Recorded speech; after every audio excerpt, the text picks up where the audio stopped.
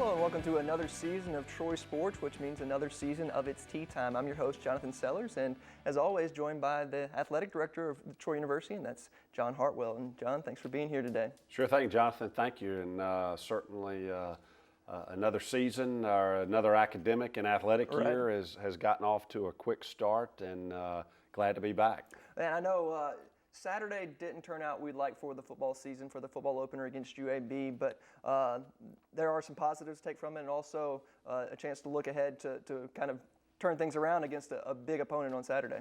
Absolutely. Beyond the first couple of minutes of the ball game, which were tremendous, there weren't a whole lot of highlights for the Trojans Saturday, but certainly game one, and we took one on the chin a little bit, but certainly not a time to feel sorry for ourselves and our coaching staff. I think it was a very solemn bus ride back Saturday afternoon from Birmingham, but quickly their attention turned to the Duke Blue Devils, which is a formidable task.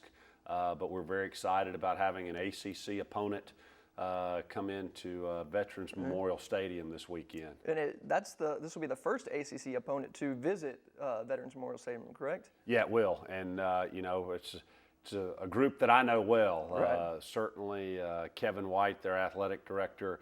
I've known Kevin for a long time, worked with two of his sons, Michael, who is the head basketball coach, men's basketball coach at Louisiana Tech, and his son, another son, Danny, who's the athletic director at University of Buffalo now. Worked with both of them at Ole Miss, so know them well, and certainly David Cutcliffe and his staff, who I worked with when he was the head football coach at Ole Miss when I was there, and a lot of his staff, current staff, are guys who were assistant coaches at Ole Miss as well. So, and certainly the history between Larry Blakeney and David Cutcliffe. They were both high school coaches in the Birmingham, area in the early 1970s. So, people talk about the incestual world of college athletics. Certainly that comes into play this weekend when the Duke Blue Devils come to town. It rings true. And last year when Troy went to Duke, people weren't giving us a lot of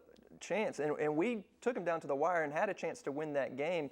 So this year, I mean, who knows what to expect? Yeah, absolutely. And again,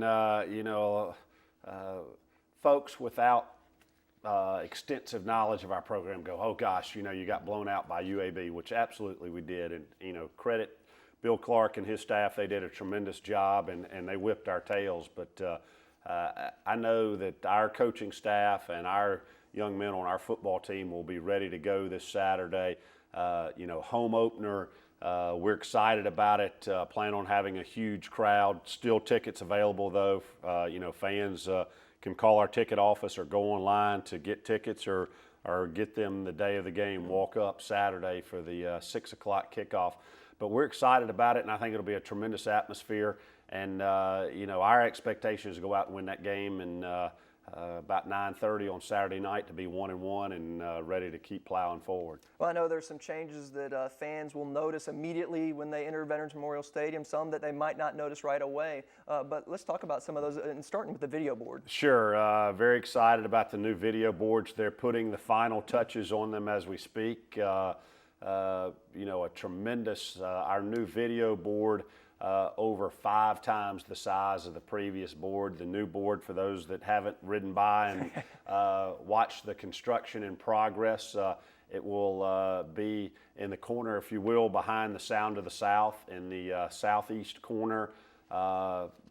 New ribbon boards as well that stretch from goal line to goal line on both the east and west sides.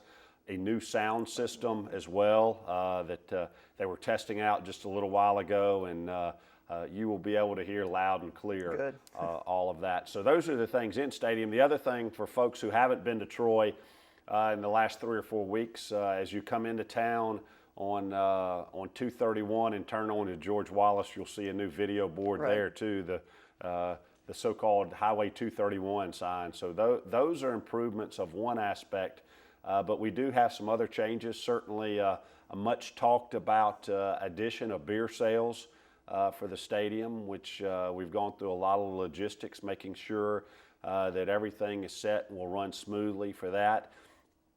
You know, we've had several inquiries or folks call say, well, gosh, you know, is it still going to be family friendly? And certainly our expectation is to be both family friendly and fan friendly. And we've taken the industry standards plus some in terms of ensuring responsible purchasing, consumption, and behavior in terms of alcohol. And we have additional staff, event management staff in place to make sure that if there are any problems, they're addressed directly. And I really equate it almost to somebody who goes to have dinner at Ruby Tuesdays with their family. Certainly you can buy a beer at Ruby Tuesdays, and do you see people getting out of control and spilling beer and doing all of that? No, not normally, and in the rare occasion that something like that happens, there are people there to address that. Right. Certainly we'll have that in the stadium. So that's a new component.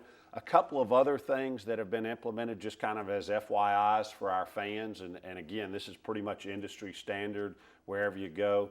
No umbrellas in the stadium. I'll knock on wood here on this chair to make sure that we don't have rain Saturday, but no umbrellas in the stands, and also a no pass out rule. So you can't come and go in and out of the stadium as you please. Once you come in, if you leave, if you want to get readmitted, you're going to have another ticket. And that's a big change that people really need to be aware of, that they can't just leave and expect to walk right back in. So. Yeah, it is. And again, an industry standard. Right. You go to Tuscaloosa, or you go to Tallahassee, or you go to Auburn, you can't enter and depart the stadium at your leisure. And can fans expect the same security checkpoints when they enter the stadium that they had last year? Bags will be checked and all those same kind of things? Yeah, absolutely. And certainly in the off season, we've studied those traffic flows and some of the processes to try to make sure that folks aren't having to stand in line and wait. But again, part of that, we encourage our fans, you may have heard me say before, be early, be loud, be a Trojan. We want folks in the stadium early. 6 p.m. kickoff. Hey, start coming on in the stadium around 5 o'clock. So when the teams come out for pregame warm-ups, we'll give a resounding Veterans Memorial Stadium welcome to the Duke Blue Devils and know the Trojans are in the house. Well, it'll take them about an hour just to get their jaw up off the floor after seeing the new video board and all the changes surrounding it. But Trojan Walk and all those things still be the same time, same location? Yes, same time before the game down University Avenue. Mm-hmm. So, a lot of tradition, and we're excited about getting the home portion of our season underway. All right. Well, let's take a look at some of the other sports, starting with soccer. They started the year 0-2, but since then have been on a roll. Yeah, they really did. Started the season on a Louisiana swing. Actually played very well at LSU. Lost 2-0 there. Then they went to Ruston to play Louisiana Tech. Actually got up 2-0 in that game. Ended up losing the game though. But came back home, and they've really defended the home turf. Have won 3 straight at home. And Coach Jason Hamilton, in his first year as the head coach of our women's soccer program, has really done a tremendous job with that group. They still continue non-conference play this Friday. They go to North Carolina to play Gardner-Webb. But in talking with him yesterday, he's very excited about the direction and the attitude of this team, and certainly looking forward to getting into Sun Belt Conference play as well. It shouldn't be too far off. And then the volleyball team, they've started off really well, 4-1 to start the year, and then they'll be home with a chance to take it to 7-1 this weekend with the Trojan Invitational. Yeah, and just yesterday, a great crowd coming out on Labor Day, a 1 o'clock matinee, if you will, for volleyball, and a tremendous crowd who was very much into the match, a 3-0 sweep over Southern Mississippi from Conference USA, so that's always nice to beat the Golden Eagles in anything, and certainly with that 4-1 start, the lone loss was a tough 4-set loss at Clemson in their tournament this past weekend. But yeah, hosting our tournament this weekend, we play at 7 o'clock Thursday night, turn around and play again at 7 o'clock Friday night, so hopefully a lot of those folks in town for the weekend for football will get out to Trojan Arena and watch Coach Sonny Kilpatrick's team play. Well, so ever since the Sun Belt conference tournament at the end of last year. They've kind of been on a roll, and I know fans really got into those games against Western Kentucky. That was the big upset. So got to really see the excitement of volleyball and bring that into Trojan Arena, and hopefully they can continue that this weekend and throughout the season. Yeah, absolutely. And one more note about yesterday's game: tremendous crowd, or tremendous student support too. And just a plug for the Student Affinity program, which we started last year with tremendous success in the first year. Come out, those students who are unfamiliar with the program, you come to any sporting event, we'll scan your card, you get registered, get checked off the attendance list, if you will, and available to win a whole array of prizes all the way up to full tuition for a semester. Which we actually awarded that, I guess, 2 weeks ago to the young man who won it last spring. So a lot of opportunities that you can win T-shirts and hats and visors and all sorts of Trojan gear. And I know they would definitely appreciate the full tuition scholarship, so get out there and watch the Trojans. Yes. I know the cross-country team under new leadership, they had their first action over the weekend down in Mobile. Yes, Coach Elliott Blunt, our new cross-country coach, and he comes in under the umbrella of an entire new track staff headed by Director of Track and Field and Cross Country, Mark Davis.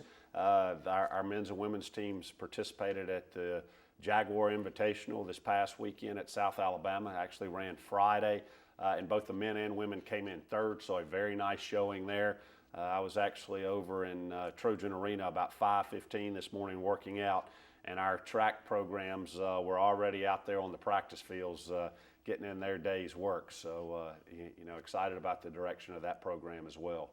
All right, and then finally, the women's golf team will begin their fall season. The defending Sun Belt champion women's golf team will begin their fall schedule this weekend. Yes, for a lot of people that don't know, whether it's golf or tennis, they both have fall seasons, although their season that actually leads to an NCAA championship, those seasons are in the spring, but they have fall or non-traditional playing date seasons as well. And as you say, our women's golf team leaves this Friday, ready to defend a conference championship, have every one of the members of that team returning. Exciting. So look for big things out of Coach Bart Barnes and our women's golf team this year. All right, then once again, we'll go ahead and remind you, football this weekend. What about times and locale? 6 p.m. kickoff here in Troy. Again, BCS Conference ACC member Duke comes to town. A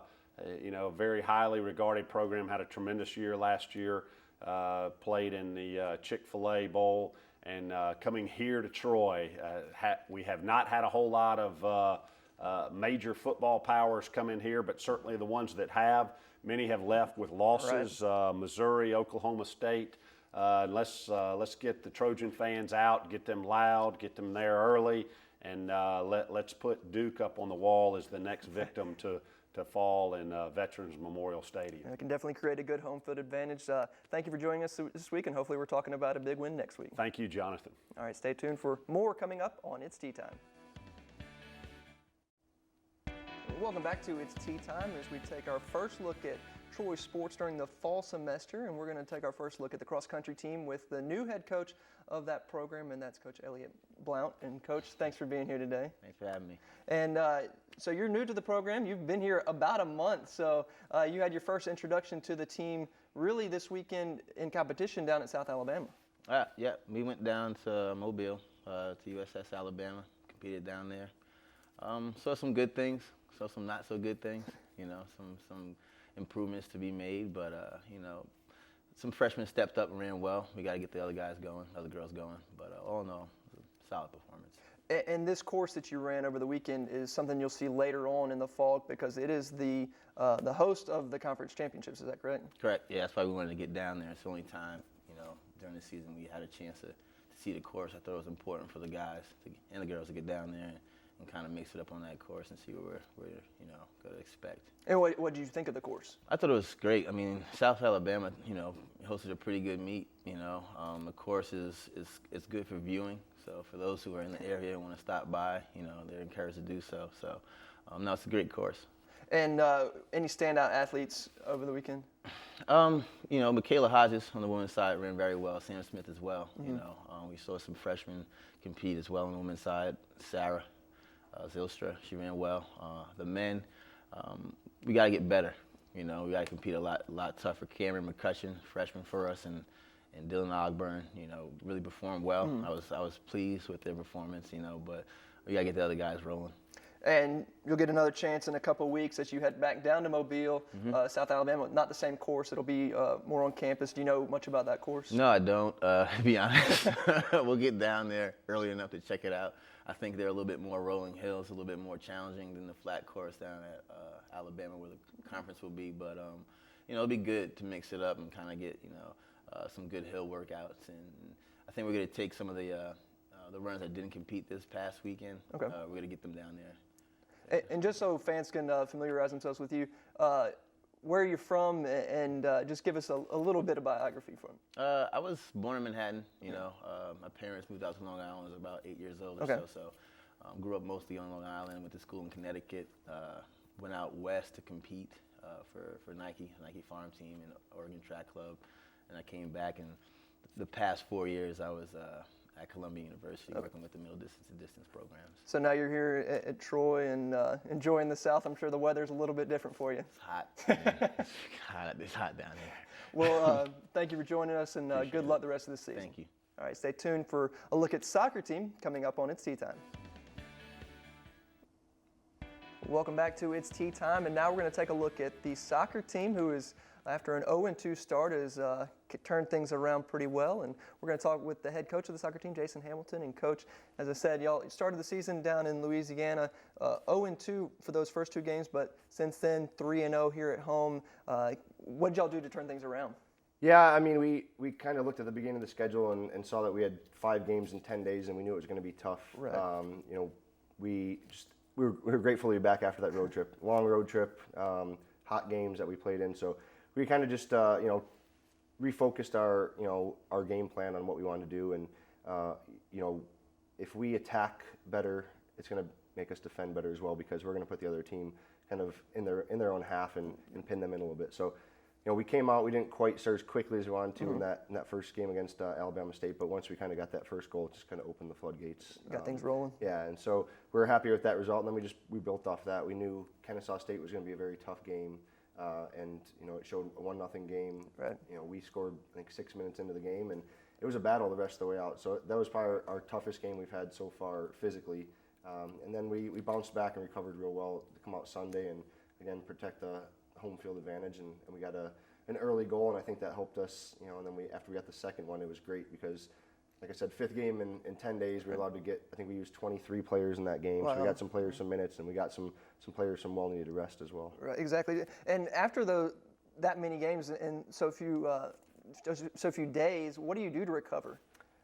Just take a day off, really. I think they were looking forward to that the most. They got, had Monday off, happened to be a holiday, so it was good. They got to relax a little bit, no class and no soccer. So, we just had to, make sure we were doing recovery in between the games.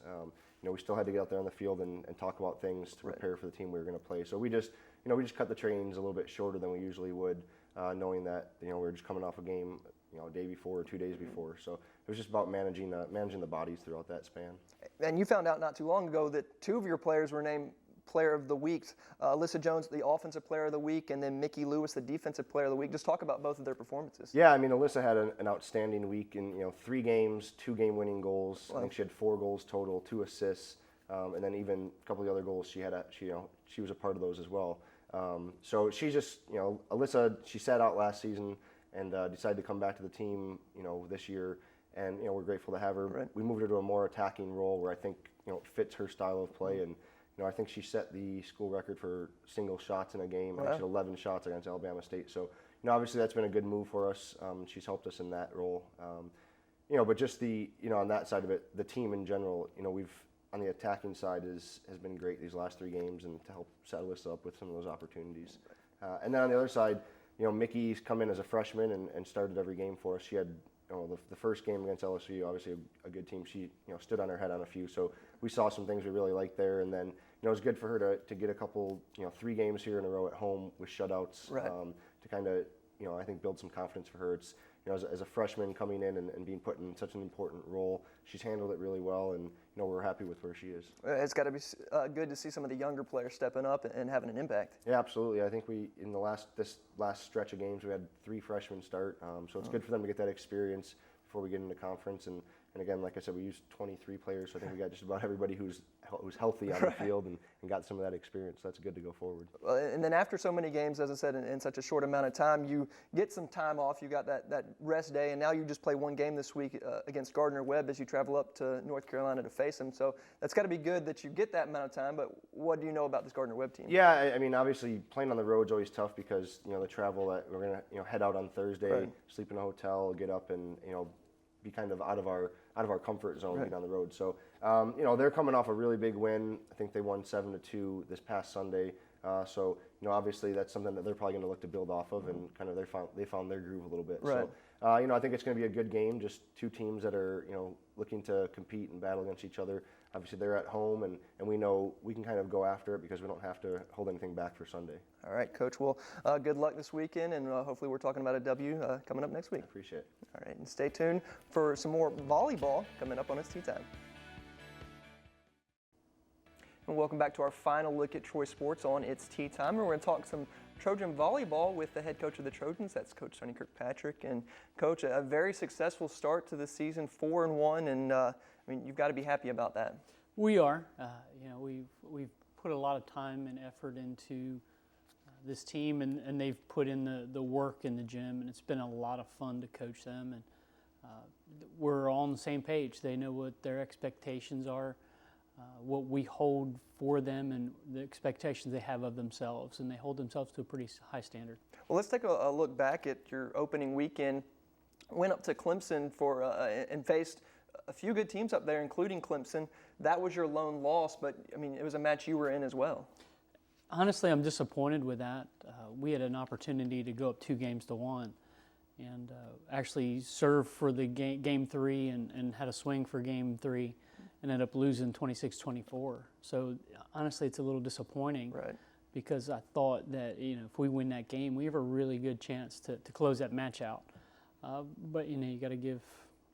Clemson did what they needed to do to win. Unfortunately for us, it didn't help us. But the other teams that we played there, Austin P, UNC Asheville, and USC Upstate were very quality opponents. USC Upstate gave us a heck of a match in the morning. And we always say that adversity shows character, doesn't build character. And the character of our team being down 2-1 in it and coming back and winning in 5 was huge for us. Right. Especially since we lost 8 of 10 5-game matches last year. Right. Now, you came back home Monday, faced Southern Miss, and it was kind of redemption last year. You lost to them in 3 sets. This year, behind a good home crowd, you beat them in 3 sets. So was it a kind of a redemption match? We try not to bring up last year just because the team is so different. Right. We've added 5 new players. We have 3 players that aren't on our roster like they were last year. And I would say revenge isn't what we're looking for. We're just trying to improve, and anytime we can play at home in front of the home crowd, that just is a huge, huge bonus for us. The crowd was phenomenal. Could not have asked for a better opening match on the holiday. People taking time off their vacation, right. basically, or their break to come spend it with us. It's an honor for us to be able to play in front of them. So did a lot of the crowd momentum from last year's Sun Belt tournament carry over into this opening match? Oh, I think absolutely. It was a lot of fun.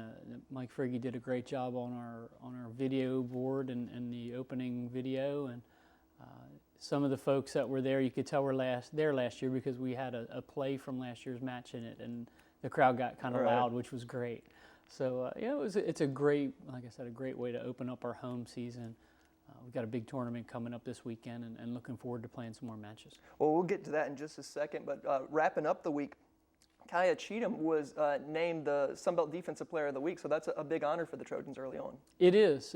She had a really great weekend at Clemson, and it's funny, she averages a little over a block a game. In our second match against Asheville, she didn't have a block. Wow. So she got all of her touches in the other 3 matches, and If she had gotten a couple extra ones in there, it would have only padded her stats a little bit. But, we congratulated her this morning at weights, and we've been very team-oriented this year.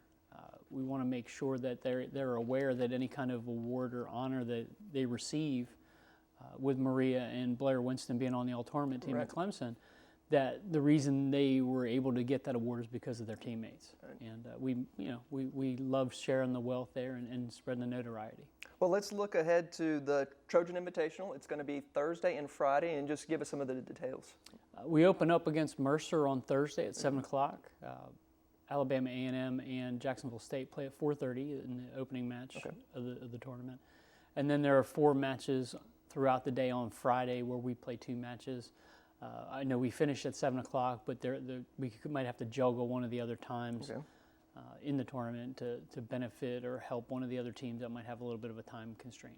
So some teams that fans should be familiar with: Mercer from back in the Atlantic Sun days. Jacksonville State is Jacksonville State, a big old rival, and then Alabama A&M, another local team. So some names that fans should be familiar with. Absolutely, and it's always good to have teams that are fairly close by. For their fans to be able to get to watch them play, and then for our fans getting a chance to hopefully renew old rivalries. Right. So plenty of opportunities for Troy fans to come out this weekend, Thursday and Friday, and y'all are Thursday for sure at 7 o'clock, and then we'll have to check the schedule for Friday's times. Yeah, well, we are definitely at 7 o'clock on Friday evening as well. It's just our second match of the tournament is kind of up in the air right now. Plenty of volleyball all Friday. Absolutely. If you come out and watch, and you'll see the Trojans at some point. So, well, thank you for joining us, and good luck this weekend. Thank you very much. Go Trojans. All right, and stay tuned for what's coming up next week on It's Tea Time.